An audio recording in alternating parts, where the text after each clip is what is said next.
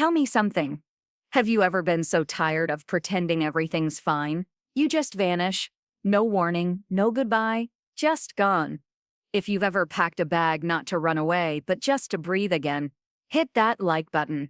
And if you've ever needed someone to notice how hard you've been holding it all together, drop a fiction in the comments. You're not alone.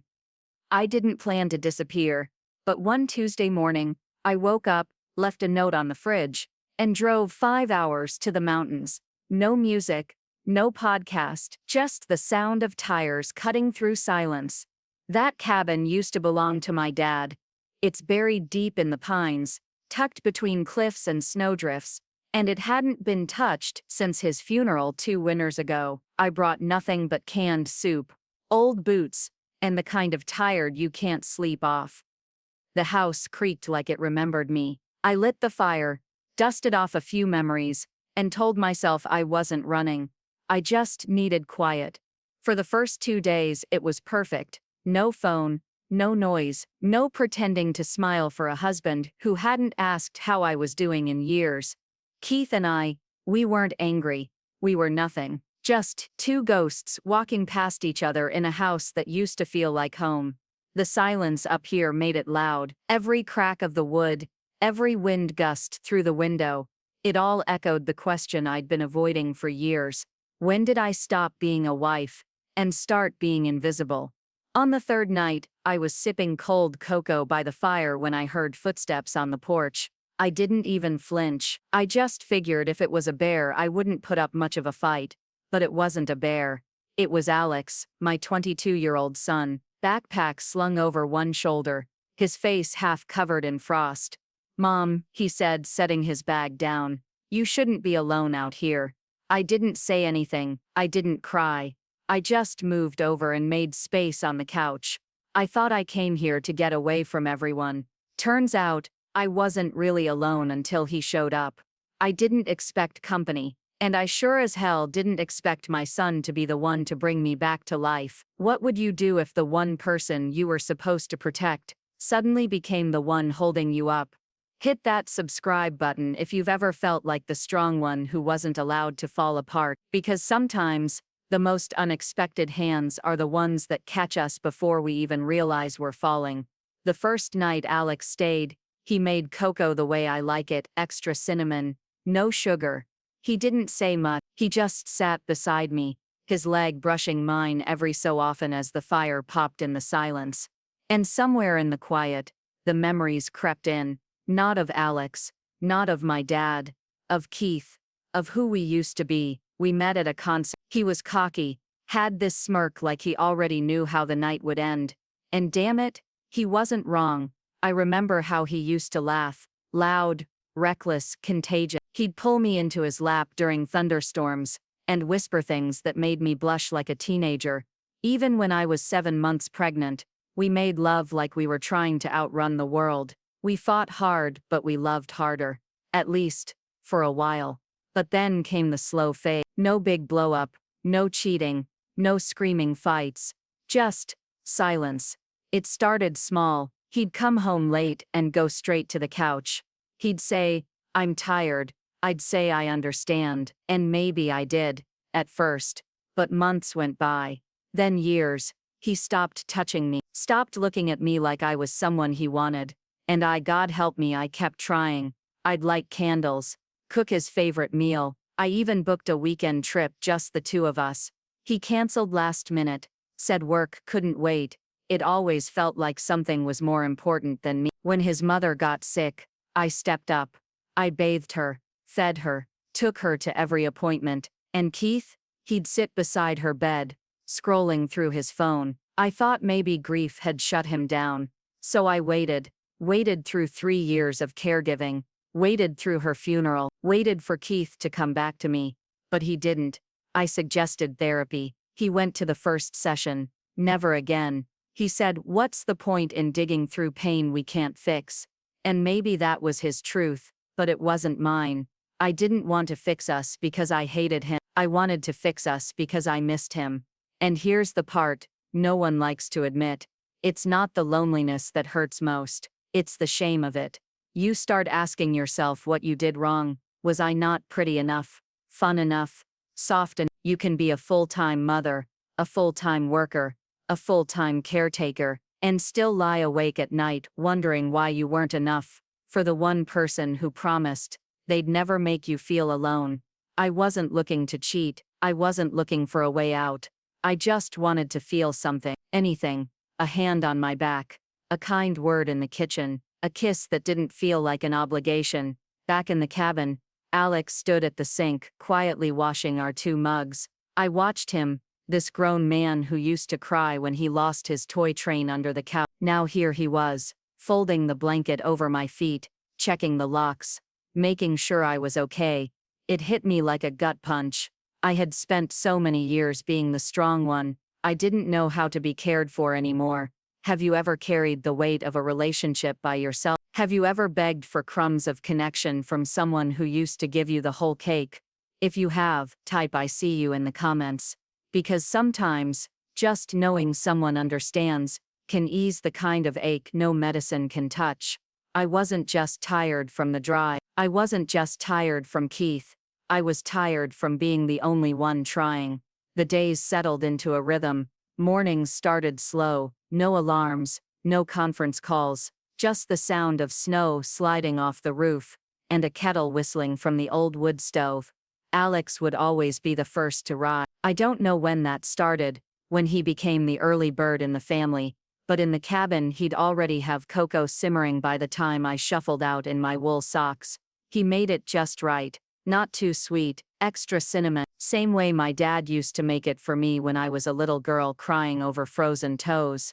We'd sit at the table in silence, steam curling up between us, no small talk, no pressure to perform, just quiet. And that quiet after years of trying to fill every space in my life with noise so I wouldn't feel the void felt like peace. After cocoa we'd bundle up. The air up there was so cold it stung your lungs. We'd chop wood for the fire, stack it by the door, then take long hikes down trails barely carved through the snow. Sometimes he'd ask questions about my childhood, about my dad, about things we never talked about when he was younger. Other times we walked in total silence, our boots crunching in sync, and every so often, I'd glance over and realize I wasn't walking beside my boy anymore. I was walking beside a man. One night, I was reading by the fire, shoulders stiff from shoveling snow off the roof. Alex came in from outside, face red from the wind. He didn't say anything, just took the shawl off the hook and draped it over my shoulders. He didn't look at me, didn't ask, "Are you cold?" He just knew. I didn't flinch. I didn't brush him off with a "Thanks, sweet." I just sat there, my book open, the warmth of the shawl sinking into my skin like medicine I didn't realize I needed. It had been so long since someone noticed me like that, not because they had to, not because I asked, but just because they were paying attention. That night he made dinner: roasted potatoes, garlic chicken, and some strange root vegetable I didn't recognize. I teased him about it, and he laughed, telling me it was supposed to help with inflammation. "Thought it might help your migraines," he said, setting the plate down in front of me. I blinked at him. I hadn't mentioned my migraines in weeks. And still he remembered. He cleaned the dishes while I rested by the fire. He even turned off the lights without being asked, whispering, "I'll keep it dim tonight, just in case your head's still aching." I didn't say a word, because what do you say when someone sees you so clearly? After years of being invisible, I started watching him more after that. Not in a strange way, just noticing things I hadn't before. How steady his hands were when he chopped vegetables. How he didn't rush through chores, didn't huff or roll his eyes like he used to when I asked him to take out the trash as a teenager. How he checked the windows each night before locking up. Not just because it was routine, but because he wanted us to feel safe. He'd sit on the other end of the couch, sometimes reading, sometimes just staring at the fire. We didn't touch. We didn't need to. The space between us felt full, like it didn't need words to explain what was happening. And slowly something started to shift in me. Not desire, not anything physical, but something warmer, heavier, a kind of unraveling. Years of tight knots in my chest started to loosen, and every time he handed me a plate, or refilled my cup, or adjusted the firewood so the cabin stayed warm, I felt something crack. Not my resolve, not my values. Something older. The part of me that thought I had to be strong for the part that had no idea what it felt like to be taken care of. One night, I stayed up long after he'd gone to bed.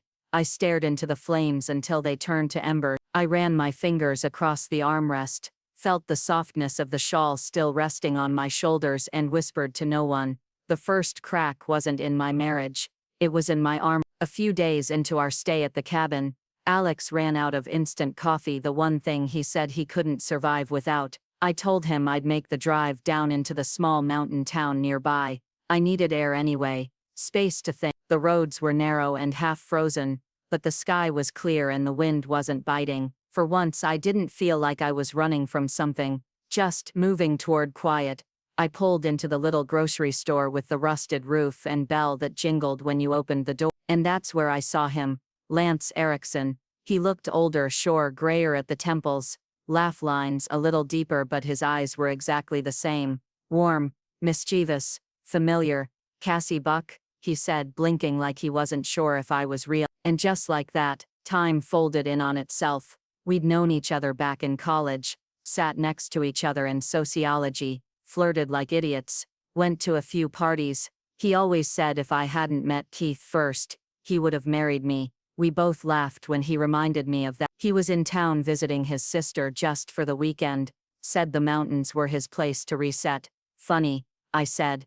"I thought they were mine." He smiled. "Maybe they belong to the people who need them most." We had coffee that afternoon at the small cafe near the post office. Nothing fancy, 2 chipped mugs and a slice of apple pie we didn't finish. But the conversation, effortless. He asked real questions, about me, my son, my life. He listened without checking his phone, without making me feel like a checklist. I told him about Keith, about the distance, about how I didn't know who I was anymore. He didn't try to fix it. He just looked at me, eyes steady, and said, "You've always been the kind of woman who gives everything. You deserve someone who notices when you're empty." That night, we met again for dinner. Just 2 old friends catching up at least. That's what I told myself when I put on mascara for the first time in weeks. He held the door for me, pulled out my chair, complimented the color of my scarf. And when the check came, he reached across the table and took my hand.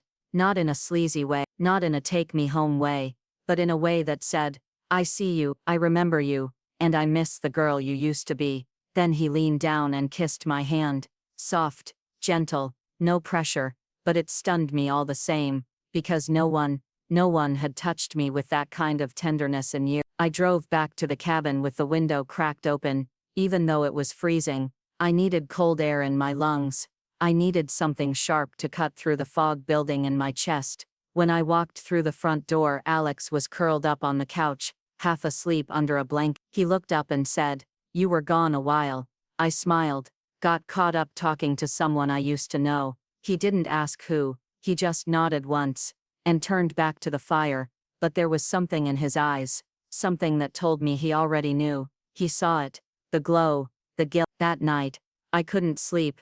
I kept replaying that moment, his hand, the kiss, the way I didn't pull away, and I kept asking myself, did I cheat? Because my body didn't leave with him, but something inside me sure did. I tried to justify it, tried to say it was nothing, that I just needed to feel seen for a moment. But the truth, that kiss didn't feel wrong. It felt like water after a drought. It made me feel alive in a way I hadn't felt in so long. It scared me. I didn't tell Alex the details, but I started pulling away from Lance, stopped responding to his text, canceled our lunch the next day, told him I needed time alone. He didn't push, just sent one message. "You're allowed to want more, Cassie, even if it scares you." Back at the cabin, I avoided Alex's eyes for the next 2 days. Not because I was ashamed of what happened, but because I knew he had noticed the shift. He had seen me step out of the mother role I had worn like armor for so long. And maybe, just maybe, that scared me more than the kiss itself. It was the kind of night that wraps itself around your bones. The fire was low, and outside the snow was falling like whispers, slow, steady, almost apologetic. Alex sat across from me, legs stretched toward the fire, a blanket pulled across his lap. I was curled in the old rocking chair, the same one my dad used to sit in, creaking softly every time I shifted my weight. We hadn't spoken much since I'd come back from town. Not really. The silence between us wasn't sharp. It was something else. Softer. Heavier. Like both of us knew something had shifted. And we were afraid to say it out loud. I was staring into the flames when he spoke. Not loudly. Not dramatically.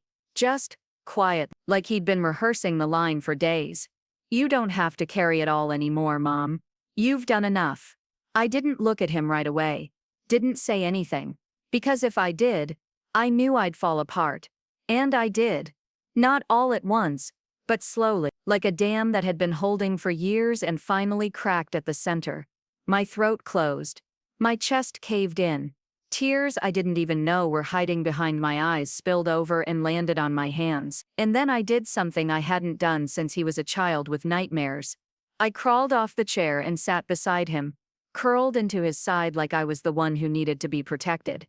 Alex didn't flinch. He didn't ask what was wrong. He just wrapped his arms around me and held on. The kind of hold that doesn't need words. I cried for the woman I used to be, for the girl inside me who never learned how to ask for help. For all the years I'd been the strong one, because no one else offered to be. And for a long time, we just stayed like that. Me shaking, him steady, until his voice broke the quiet again.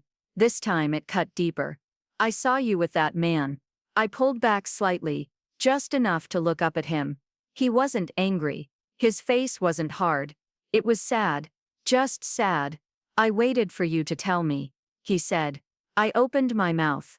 Nothing came out. How could I explain something I barely understood myself? That I hadn't meant to let it happen. That it was only a moment. That it meant everything. And nothing at all. But Alex didn't ask for an explanation. He didn't demand detail. He just whispered the one thing I wasn't ready to hear. "You don't need to apologize. You needed someone. I just wish it was someone who knew how much you were worth." That broke me. Not because it was cruel, but because it was true. Because my son, the person I thought I'd hidden all my pain from, had seen it all. The loneliness, the aching, the pieces of me that had slowly chipped away. He had seen me before I even saw myself. And somehow, without judgment, he still held me, still loved me, still thought I deserved more. I rested my head back on his shoulder, eyes puffy, breath shaky. And I realized, this wasn't about the kiss. This wasn't about Keith, or Lance, or the marriage that had already died long ago. This was about the moment my child became a man. Not because of age, but because he saw someone he loved falling, and chose to catch them without asking why they fell in the first place. The fire crackled. The snow kept falling. And I sat there, held by the boy I'd raised, realizing he had become the kind of man I never knew I needed. The next morning, the sun poured through the windows like it had no idea what the night before had held. Alex had already gone out to chop more firewood. I could hear the steady rhythm of the axe splitting logs in the distance. I sat at the kitchen table alone, hands wrapped around a lukewarm mug of tea, staring at the phone I hadn't touched in days. There was only one name I needed to call. Lance Erickson. I didn't rehearse it. I didn't write anything down. I just pressed call and waited. He picked up on the second ring, voice soft. "Cassie, I was hoping I'd hear from you." There was a pause before I spoke. "I can't do this," I said. He didn't interrupt. "It wasn't real," I continued. "It was a moment. I was tired. I was lonely. And for a second it felt like I mattered again." I swallowed the lump in my throat. "But I don't want to look for pieces of myself in people who only knew the old me." He let out a quiet breath, then said, "You never needed me to matter, Cassie. You already did." There was no anger, no begging, no guilt, just respect. "I hope you find whatever you're still carrying," he added, "and I hope you let it go." I hung up, placed the phone face down, and sat there until the tea went completely cold. It didn't feel like heartbreak. It felt like closure. We left the mountains that afternoon. Alex didn't ask questions. He helped pack up the car, locked the cabin, and made sure the fire was out before we left. The drive home was mostly quiet, but it wasn't heavy like before. Keith was in the kitchen when I walked in, reading something on his laptop, same as always. He looked up surprised to see me, but didn't say anything right away. I asked if we could talk. He closed the screen and sat up straighter, like he already knew. We sat across from each other at the dining table, same spot we used to eat, take out with Alex when he was in 3rd grade, same spot we used to sneak each other's fries, and laugh until our bellies hurt. But now the space between us felt like a canyon. I've been gone for a long time, I started, voice steady. Keith nodded slowly, like he'd been waiting for this. And so have you, I said. We've been pretending for years, pretending we're okay, pretending we still care, pretending we're not just surviving. I met his eyes. Are we still here, Keith? Or are we just pretending? He didn't rush to answer. He just stared at me for a while. Then he said the one thing I didn't expect but probably needed most. I think we both know we stopped choosing each other a long time ago. There was no raised voices, no bitter accusations, just two people exhausted from trying to carry a love that had long since put itself to sleep. We agreed to separate, not because we hated each other, but because we had finally told the truth. And the truth was, we had loved each other. But somewhere along the way, we stopped showing up for that love. And love without showing up, it just becomes memory. That night, I lay in bed for the first time alone in years. The silence didn't feel heavy anymore.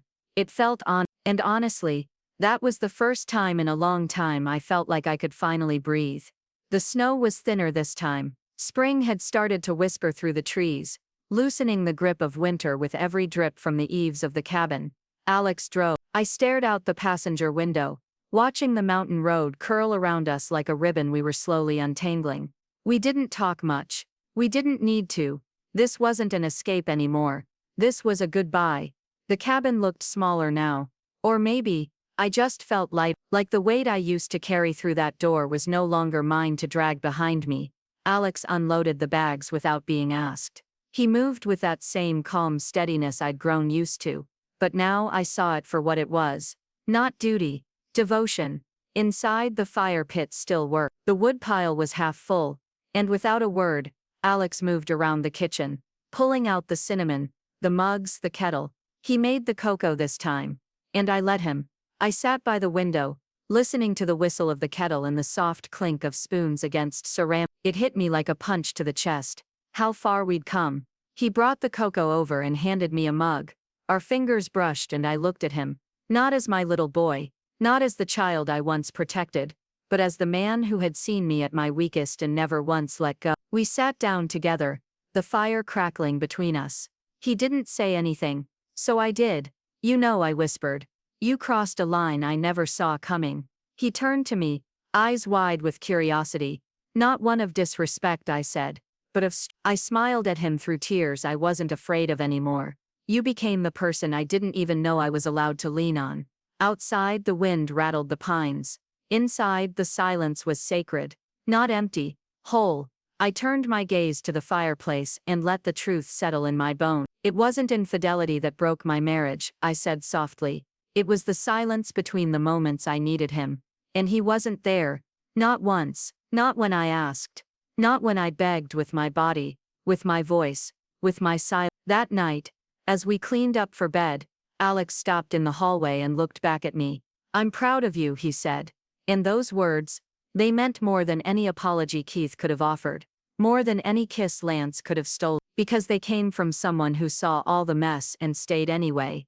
I listed the cabin for sale a week later, but before we left that final time, I carved something into the inside of the closet door, something simple. You are allowed to fall apart, just don't forget you're also allowed to begin again. Maybe it took the cold to remember what warmth felt like. Maybe it took a kiss from a stranger to realize how badly I'd been starving for connection. Maybe it took being held by my son to finally accept that needing help doesn't make you weak.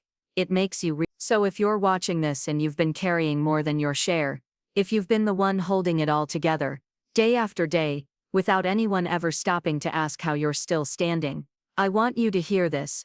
You deserve softness. You deserve to fall and be caught. Have you ever been surprised by who showed up for you when no one else did? Tell me in the comments, I want to hear your story. Like this video, if it moved you even just a little. Subscribe for more true stories that prove healing can start in the most unexpected places. And share this with someone who's been strong for everyone. Maybe it's time someone shows up strong for them. Because strength isn't just holding on. Sometimes strength is finally letting go.